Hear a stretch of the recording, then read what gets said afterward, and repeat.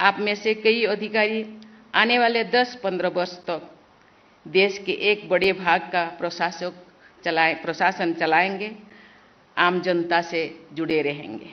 आपके सपनों का भारत कैसा हो, इसको आप मूर्त रूप दे सकते हैं। विभिन्न सर्विस के आप सभी 455 प्रशिक्षु अधिकारियों ने इस एकेडमी का मोटो दिखा ही होगा, शिलंग परम भूषणम, अर्थात character is the highest virtue. आपके प्रशिक्षण की पद्धति कर्मयोग के सिद्धांतों पर आधारित है, जिसमें कैरेक्टर की बड़ी महत्ता है।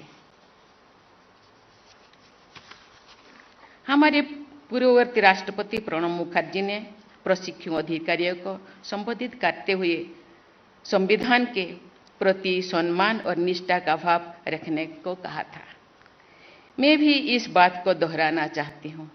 आपको समाज के वंचित वर्ग के लोगों के लिए संवेदनशील रखनी होगी।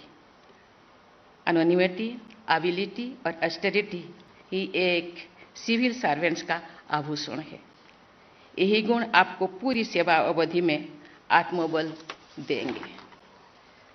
आप अपने प्रशिक्षण के दौरान जिन मूल्यों से अवगत हुए हैं, ये मूल्य सिर्फ सैद्धांतिक दायरे तक ही सीमित नहीं रहनी चाहिए।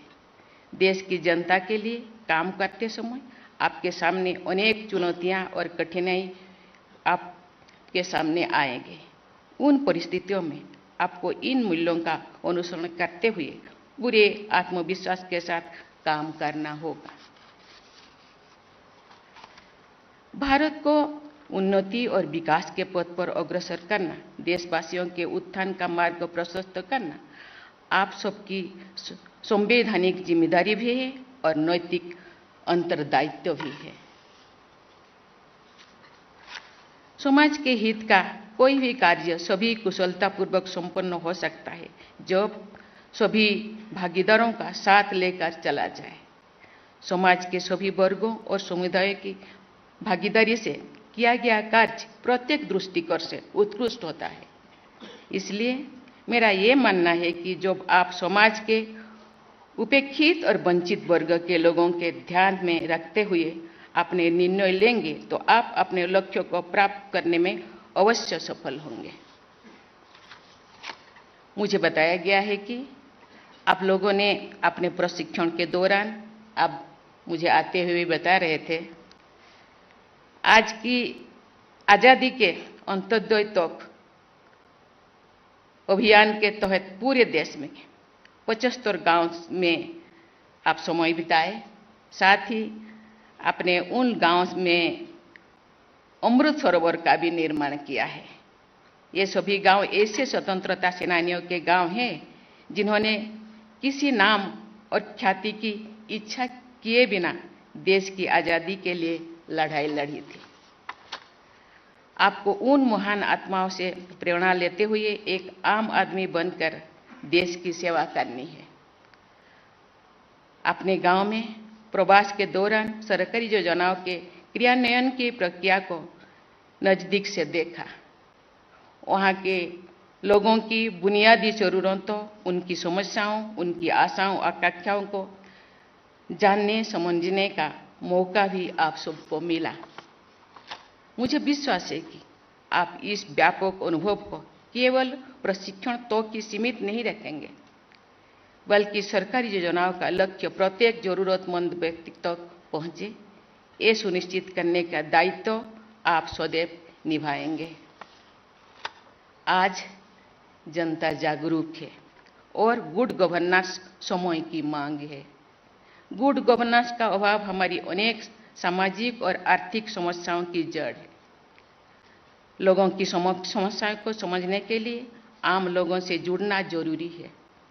लोगों से जुड़ने के लिए आपको विनम्र बनना होगा। सभी आप उनके साथ संवाद स्थापित कर सकेंगे, उनकी ज़रूरतों को समझ सकेंगे और उनकी भलाई के लिए काम कर सकेंगे। मुझे ये देखकर हर्षित हो रही है कि प्रशिक्षु अधिकारियों की इस बैच में 133 बेटियां हैं।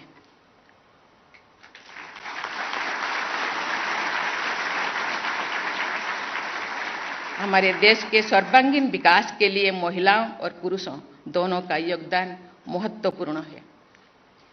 इसलिए मैं आप सबसे, विशेषकर बेटियों से अपील करूंगी कि आप अपनी सेवा के दौरान जहां भी रहें, लड़कियों को आगे बढ़ने के लिए प्रोत्साहित करते रहें।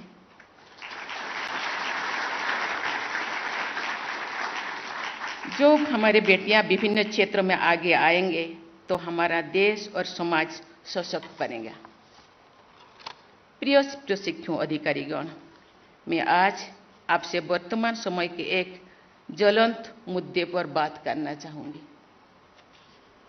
आप सब जानते हैं कि पूरी दुनिया ग्लोबल वार्मिंग और क्लाइमेट चेंज की समस्याओं से जूझ रही है। इस समस्या के समाधान के लिए तत्काल प्रभावी कदम उठाने की जरूरत है। आप सब से मेरी अपील है कि भारत सरकार पर्यावरण सुरक्षा से जुड़ी जो भी कदम उठा रही है उसके पूरी तरह से लागू करें, जिससे हमारे आने वाले कल सुरक्षित हो सके। मुझे विश्वास है कि जहां प्रशिक्षण के दौरान आप लोगों ने एकेडमिक गीत की भावनाओं को पूरी तरह से आत्मसात कर लिया होगा और ये गीत आपके लिए निरंतर प्रेरणा का शर्त बना रहेगा। मेरा मानना है कि आप रहो धर्म में धीर, रहो कर्म में वीर, रखो उन्नत सिर, डरो ना की भावना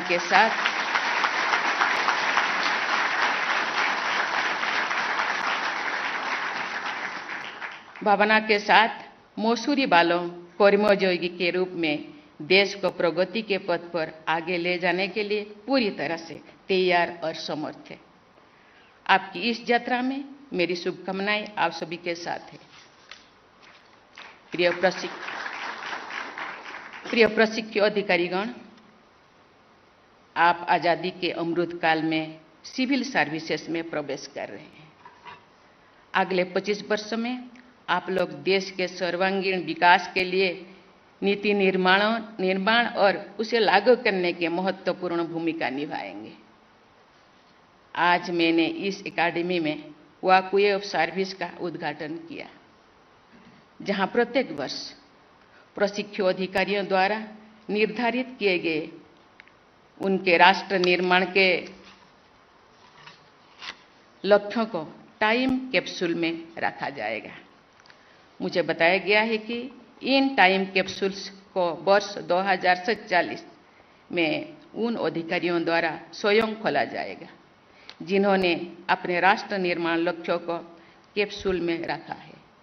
मुझे विश्वास है कि आप लोगों ने इस टाइम कैप्सूल में हमारे देश को इसके आज़ादी के शताब्दी वर्षों तक आधुनिक, आत्मनिर्भर और सशक्त राष्ट्र बनाने का लक्ष्य रखा ही होगा। मेरा विश्वास और मेरी आपसे अपील है कि आप स्वयं निर्धारित किए गए अपने लक्ष्यों को सदा याद रखें और उनको पूरा करने में निष्ठापूर्वक जुड़े रहें।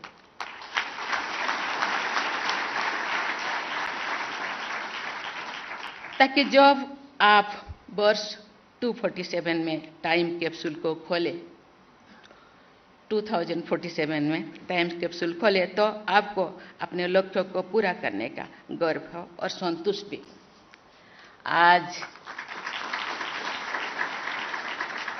मुझे पता नहीं मेरे आने से आप कितने खुश हो, लेकिन मैं ज़्यादा खुश हूँ।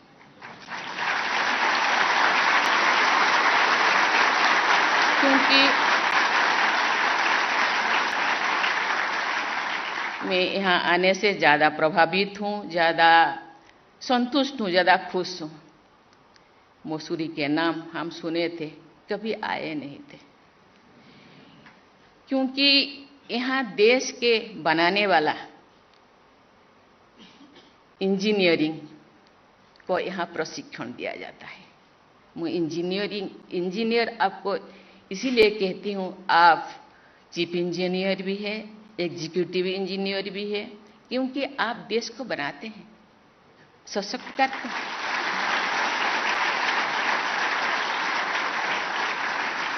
मैं खुश हूं कि आप गांव-गांव गए, गांव के लोगों की खूबियां, उनके कमियां क्या है,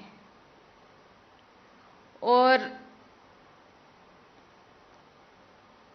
उनके अंदर जो भावना है, उनके साथ आप बातचीत किए, आप महसूस किए गांव के परिवेश, गांव के पर्यावरण, गांव के लोग कितने मासूम, देश के प्रति, समाज के प्रति कितने समर्पित आपने अनुभव किए। मुझे लगता है ये जो अनुभूति आगे जाकर आप जो देश के कोई चीफ सेक्रेटरी बनेंगे, कोई क्या ऑफिसर बनेंगे, देश को आगे लेने के लिए बहुत सारे स्कीमें बनाएंगे, बहुत सारे प्रोजेक्ट्स बनाएंगे, मुझे लगता है वो काम में आएगा। आज मैं खुश हूं कि केवल आपको एक किताब के अंदर सीमित नहीं किया गया। मैं डायरेक्टर महोदय को धन्यवाद देना चाहती हूं कि भारत के धरोहर केवल मानव विकास में नहीं है, मानव विकास से जुड़ी बहुत सारे चीजें हैं, पहाड़, पर्वत, पेड़े, पौधे, पशु, पक्षी, खेल कूद, नाच, संगीत, कितने चीजें हैं, संस्कृति, परंपरा, ये सब चीजें हम देश को बनाएंगे। तो ये सब चीजों के प्रति हम ध्यान नहीं देंगे तो देश का ये विकास अधूरा रह जाएगा। इसीलिए इसके प्रति ध्यान देने के लिए स्वास्थ्य, क्योंकि आप ही स्वस्थ नहीं होंगे तो देश को कैसे स्वस्थ बनाएंगे। इसीलिए आपको फिटनेस का, योग का भी प्रशिक्षण दिया गया है। आपको जो बहुत सारे मंत्र सिखा गया है, उसी को मुझे लगता है जीवन का ये मूल मंत्र बनाएंगे और अपने जीवन में, अपने कार्य क्षेत्रों में उसका आपका ध्येय होगा। मुझे लगता है इसी तरह के प्रशिक्षण दिया जाएगा तो देश का भविष्य, जो भारत के प्रधानमंत्री जो सपने देखते हैं 2047 में ये एक महान देश, महान राष्ट्र, ये सबसे ऊपर राष्ट्र, सबसे बड़ा राष्ट्र बने, मुझे लगता है जरूर बने। इसी के साथ ही आप लोगों को बहुत बहुत धन्यवाद देना चाहती हूँ। धन्यवाद। जय हिंद, जय भारत। वीके न्यूज, राष्ट्र के नाम।